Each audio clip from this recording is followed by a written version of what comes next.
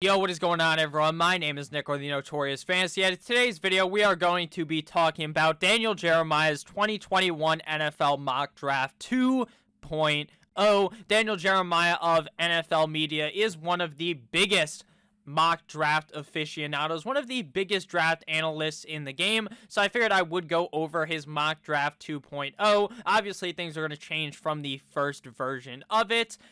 Very interesting to see where some of these players end up going, depending on which guy you're looking at. Mel Kiper, Daniel Jeremiah, and there's other guys as well that talk about mock drafts that I will be talking about on my channel. If you guys do end up enjoying this NFL mock draft breakdown of Daniel Jeremiah's 2.0 mock draft, please make sure that you hit that subscribe button down below. Not only is it free, I put out content every single day to help you guys win your 2021 Fantasy Football League, but I do talk about the NFL draft, NFL rumors, NFL trades, everything surrounding the NFL, and there are some NBA videos on here as well, so let's get into it. The first pick of the draft is Trevor Lawrence to the Jacksonville Jaguars. He notes that their pro day performance should cement his status as the best player in the draft, a no-brainer decision, which is just obvious. We've known it was going to be Trevor Lawrence to the first overall spot pretty much since the beginning, or pretty much once the last draft ended, the 2020 NFL draft. People are like, you know what, Trevor Lawrence is going at the first overall spot, and I do not disagree with that. Obviously, it could have been the Jets, but they ended up winning too many games, so he will be a Jacksonville Jaguars, a no-brainer move for the Jacksonville Jaguars. At number 2, the New York Football Jets select Zach Wilson, quarterback out of BYU. Now, this is going to be one of the most heavily debated picks in the draft from a analytical standpoint, or an analysis standpoint, because you're going to see a lot of people go, hey, the Jets are going to select Penei Sewell, and then you're going to see the Jets are going to pick Justin Fields, the Jets are going to pick Zach Wilson. There's really 3 schools of thought, which is Wilson, which we saw here, Justin Fields, which we've seen in other mocks, and then Penei Sewell, offensive tackle, in other mock drafts, because it's very hard to know what the Jets are going to do with this pick. Does the new head coach want to bring in a new quarterback? Now, he's necessarily more of a defensive-minded coach, so would he rather go with mono man Sam Darnold and roll him out there? Is he more willing to trade Sam Darnold to try to go ahead and get something different? I don't really know. I think that Zach Wilson is the best quarterback available at this spot, obviously, since Trevor Lawrence has already been selected, but I'm not necessarily sold in that this is exactly what the Jets are going to do. Let me know down below who you guys think the Jets are going to pick at number 2 overall. Again, this is probably going to be the most heavily debated pick of the draft, because this first pick of the draft is just completely cemented, and this pick is going to completely change the franchise forever, pretty much, as long as they select a quarterback. At number 3, the Miami Dolphins. My Dolphins select Jamar Chase, wide receiver out of LSU. Personally, I hate this pick because I want the Dolphins, because since I'm a Dolphins fan, to select Penei Sewell. I want to protect Tua Tagovailoa, protect his livelihood, but I get it. You take Jamar Chase, you give Tua a weapon. Tua has 0 goddamn weapons. It's like the FBI fucking raided the guy's house. There's literally no one to throw the ball to besides Mike Gesicki and Devonta Parker, and half the time Devonta Parker isn't even as good as he should be. The wide receiver core in Miami is deflated like a football in New England, so it makes a whole lot of sense that we would pick him, but I'd personally rather go ahead and attack wide receivers in free agency and draft a generational talent at the tackle position in Penei Sewell. At number 4, the Atlanta Falcons select quarterback Justin Fields, quarterback out of the Ohio State University. Makes sense. The number 2 quarterback off the board in my eyes is either going to be Zach Wilson or Justin Fields. So the third best guy, or the second best guy, depending on your thought process, goes here to the Atlanta Falcons. I doubt that Justin Fields will play at all this season. It seems like they'd get their final year out of Matty Ice Baby and then go ahead and roll out Justin Fields for the future. I actually like this move a lot, because that means that we're going to be able to see Justin Fields develop in Atlanta behind a great quarterback like Matt Ryan, to be able to get over some of those struggles he has in his game, which will overall make him a much better player. Now, I'm not saying this is necessarily a Alex Smith to Patrick Mahomes like handoff, because I don't think Justin Fields is Patrick fucking Mahomes. No one is Patrick Mahomes because of how good he is. I understand, hey, the guy struggled in the Super Bowl, this, that, and the other thing, but he really stood no chance. The offensive line was like a goddamn turnstile. I think that Justin Fields will find a lot of success in Atlanta if this is where he is picked, because he will get a whole year to sit and learn the game. which is a much bigger advantage than a lot of people talk about. At number 5, the Cincinnati Bengals select Penei Sewell, offensive tackle out of Oregon. I love this pick here for the Cincinnati Bengals. Joe Burrow has been laid out countless times. The guy even got hurt this season, tore his ACL. Should be back for week 1 of the 2021 NFL season, but you need to protect the franchise guy. You cannot let Joe Burrow get put on his ass week in and week out, because then you're going to end up with a similar injury. Joe Mixon, a very talented running back, got absolutely screwed by the fact that the offensive line cannot hold on to anything. I'm sure a first grader would break through and sack Joe Burrow, so I honestly think that this is the perfect pick here if he ends up falling this far to the Bengals. At number 6, we see something I haven't seen yet in a mock draft, but does make a lot of sense. The Philadelphia Eagles select tight end Kyle Pitts out of Florida. Again, just like Daniel Jeremiah's writing here, it doesn't seem like Zach Ertz is going to be on the roster. I have read that Zach Ertz and Mr. Carson Wentz are going to be put in a package to acquire, not to acquire anything, just to get shipped off to go to the Chicago Bears for some picks. So that actually does make a decent amount of sense that Zach Ertz will be gone. I think he's kind of just too old, or maybe it's just the Eagles system that he's not as good in, but we've seen Dallas Goedert be good enough.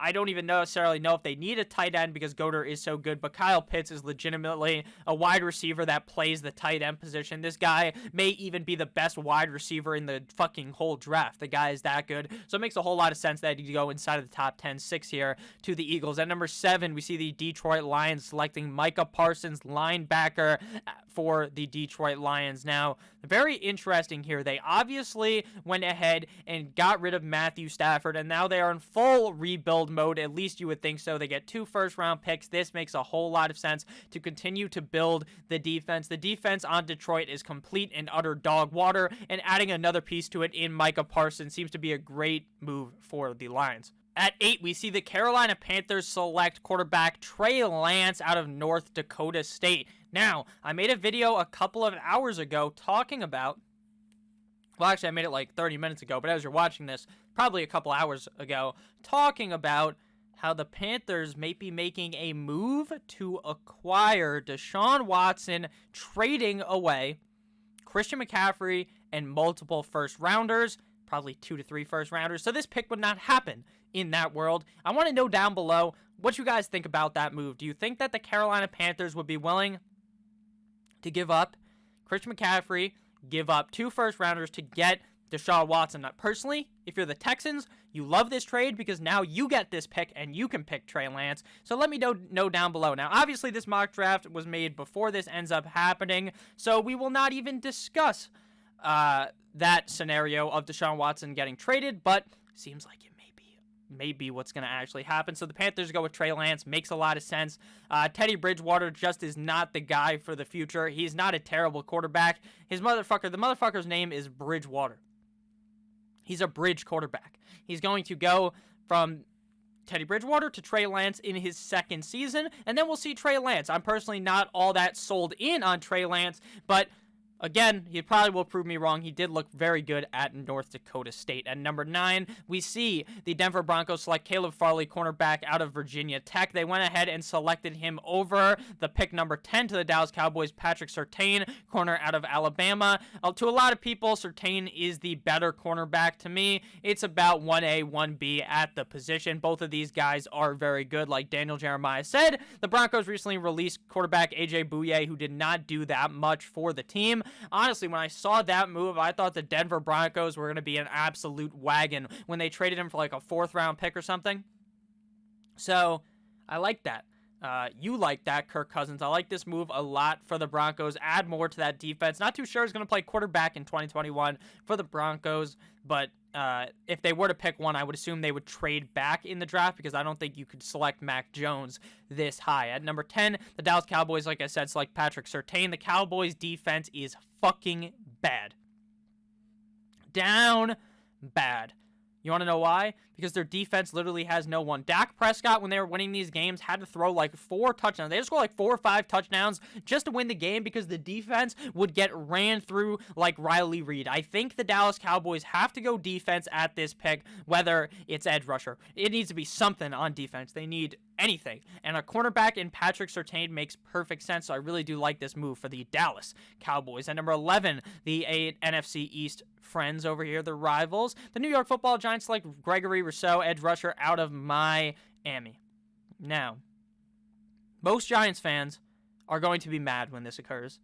It makes sense that it would occur, right? Because the Giants defense needs some more help, but they want a receiver. They want Waddle. They want Devonta Smith. They want someone to add to this team so that there's no more excuses for Daniel Jones. Okay? So they're going to want to bring in, like, the Giants fans are going to really, really want Kyle Pitts or a receiver, but they're not going to get it. I'm so bought in on the fact that they're going to just draft someone on defense. Gregory Rousseau, edge rusher out of Miami, makes a decent amount of sense here. At numero 12, the San Francisco 49ers select Rashawn Slater, offensive tackle out of Northwestern, arguably the second best tackle in the draft. Rashawn Slater is a complete and utter brick wall for the Northwestern team. I forgot what their mascot is, but they were a pretty solid offensive line, and we did see Rashawn Slater really shine in that system. The 49ers love to run the ball, so it makes sense that they would add this guy. They would add a guy to help them. I don't think they're going to draft a quarterback. They're going to stick with Jimmy Guap for one more year unless they trade for someone. At number 13, we see the Los Angeles Chargers select Jaylen Waddle, wide receiver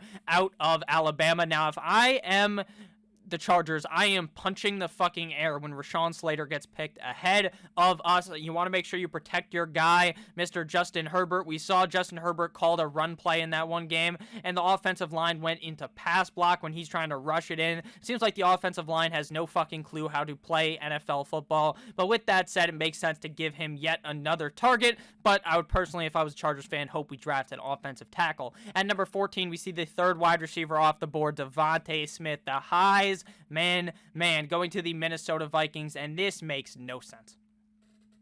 Just makes no sense. There's literally no way that the Vikings draft a wide receiver in the first round. They need defense. Their defense literally gets butt-fucked every single game. J.C. Horn goes to the Patriots. The Patriots, the next pick. They need to pick the cornerback. They need more defense. They're fine with Thielen. They're fine with Justin Jefferson, who went absolutely off in his rookie season.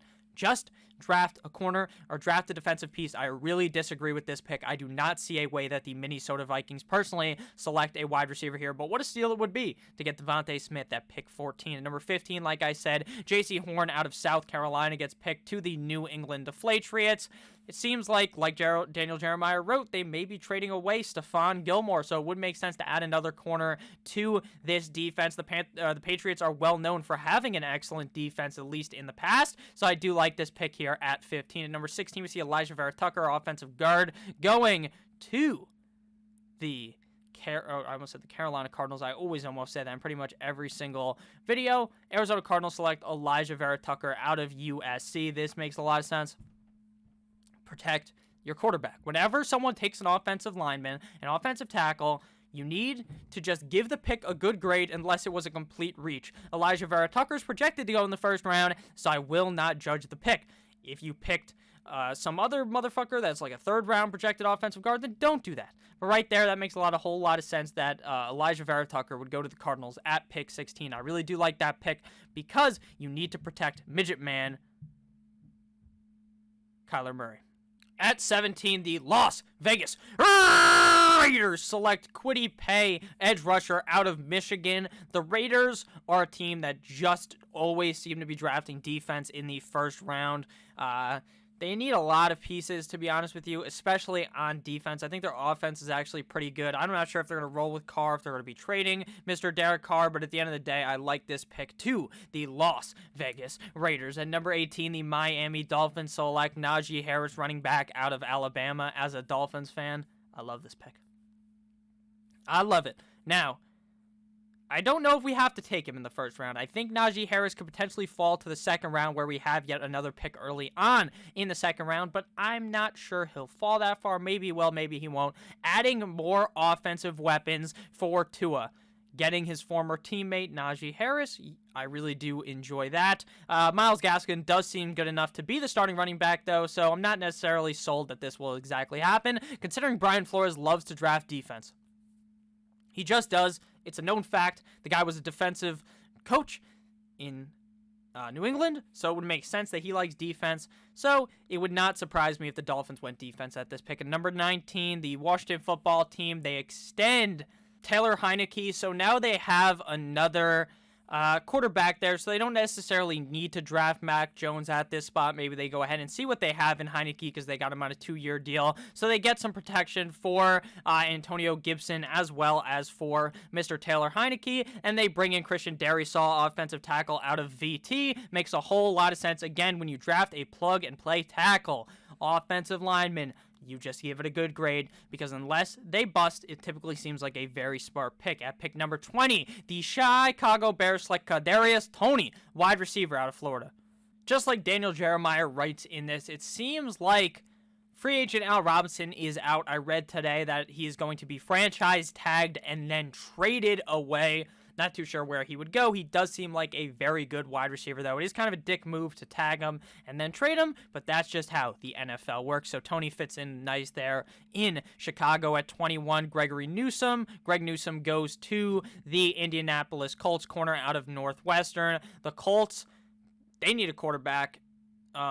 But the reports are that Wentz is going to end up there. So I guess it makes sense that they will go ahead and select a corner here at pick 21 to bolster what is already a very good defense. At 22, the Tennessee Titans select Jalen Phillips, edge rusher out of Miami, friend of Gregory Rousseau. Makes sense. The Titans defense is complete shit. They were getting ran a train on pretty much all season long, and they definitely need some nice pass rush, so it makes sense to add Mr. Jalen Phillips. Here we see the New York Football Jets select Ronnie Perkins, edge rusher out of Oklahoma. The Jets are a team that I feel like should be drafting a wide receiver. Obviously, we already saw Kadarius Tony come off the board, but maybe a Rondell Moore type of player here at pick 23.